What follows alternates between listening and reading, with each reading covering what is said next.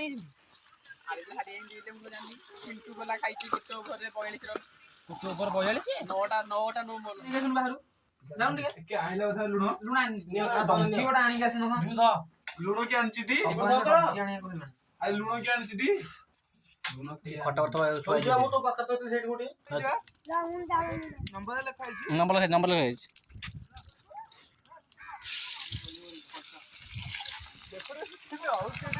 ଜାଳ ପାଇଁ ଯାଉନି କି ଗୋଟେ ଦିଅ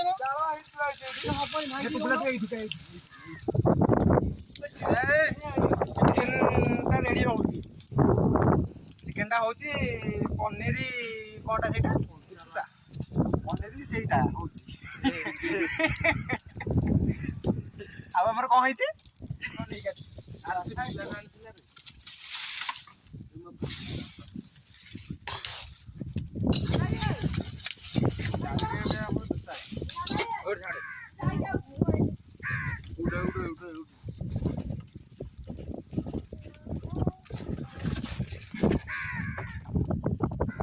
ସାଙ୍ଗମାନେ ଦେଖିପାରୁଥିବେ ଏବେ ଆମର ପିଆଜ ତ ପ୍ରାୟ ହେଇ ଆସିଲାଣି ଆଉ କିଛି ସମୟ ଆମର ପରେ ଆଉ ଯେଉଁ ଆମର ଯେଉଁ ଅଛି ଅଦା ରସୁଣ ଯେଉଁ ପେଷ୍ଟ କରା ହେଇକି ଅଛି ସେଇଟା ଆଡ଼୍ କରାହେବ ଆଉ ଯାହା କୁହନ୍ତୁ ପୁରା ଫିଷ୍ଟି କରିବା ପାଇଁ ଏଇ ପ୍ଲେସ୍ଟା ପୁରା 1 ନମ୍ବର ପ୍ଲେସ୍ ଏମିତି ପ୍ଲେସ୍ ଆପଣମାନେ କେଉଁଠି ପାଇବେ ଦେଖିପାରୁଥିବେ ଏପଟେ ପୁରା ବିଲ ଏପଟେ ପୋଖରୀ ଏପଟେ ପୁରା ଦେଖିପାରୁଥିବେ ନଦୀ ଏପଟେ ନଦୀ ପୁରା ପବନ ପୁରା ଦକ୍ଷିଣ ପବନ ପୁରା ଏମିତି ଆସୁଛି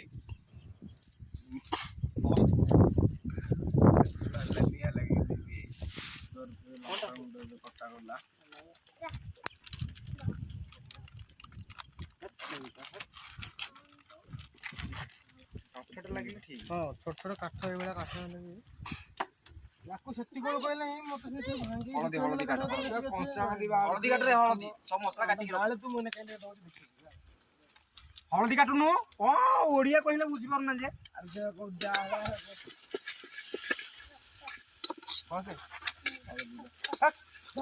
ଧରୁନି ଟିକେ ସେ ଇଏରେ ହେମଦସ୍ତାରେ ଟିକେ ପାଣି କାଢି ହେମଦସ୍ତାରେ ଟିକେ ପାଣି କାଢି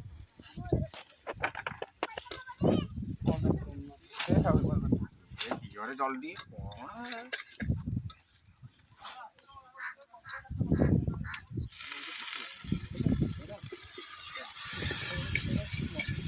ହେମଦସ୍ତାକୁ କାଢିଦିଏ ହେମଦସ୍ତାକୁ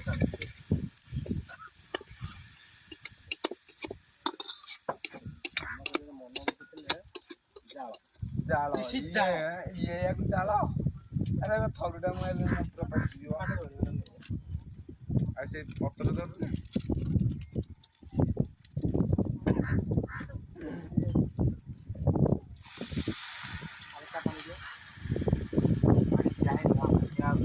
ସବୁ ଗୋଟା ଗୋଟା ଅଛି ମସଲା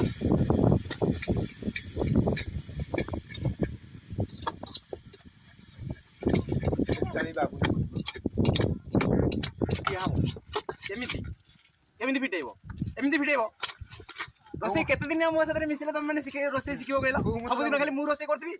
ବୁଢା ହେଲାଣି ତମେ ମାନେ ସବୁ ରୋଷେଇ କରିବ ନା ଆଉ ମସଲା ଜିରା ମସଲା ନାଇଁ ନାଇଁ କିଛି ପକେଇନ ପକା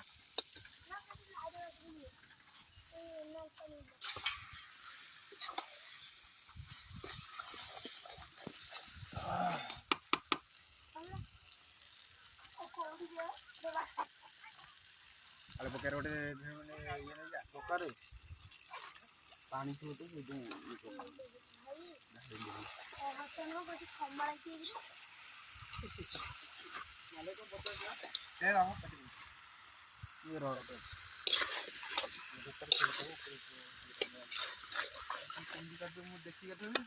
ଆଉ ଗୋଟେ ଆଳୁ ରହିଗଲେ ଦେଖିଲି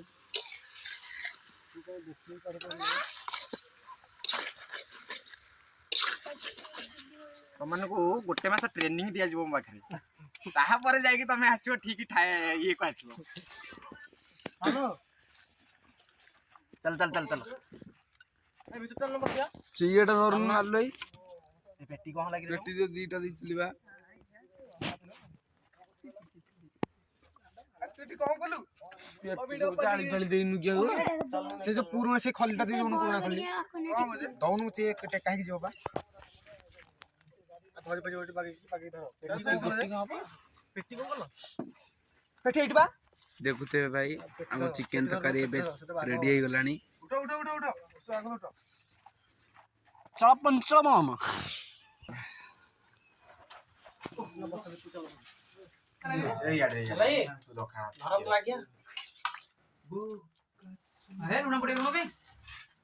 ଲୁଣ ଠିକ ଅଛି। ଗରମ ଅଛି ଲୁଣ କମ ଦେ। ତରକାରୀ ଗରମ ଅଛି ତରକାରୀ କଣ ଥଣ୍ଡା ପାଣି ହେଉଥିଲା ଗରମ ହେଉନି? ତରକାରୀ ଥଣ୍ଡା ପାଣି ହେଉଥିଲା? ତରକାରୀ ଗରମ ଅଛି ଲୁଣ କମ ଦିଏ ଅସୁବିଧା କିଛି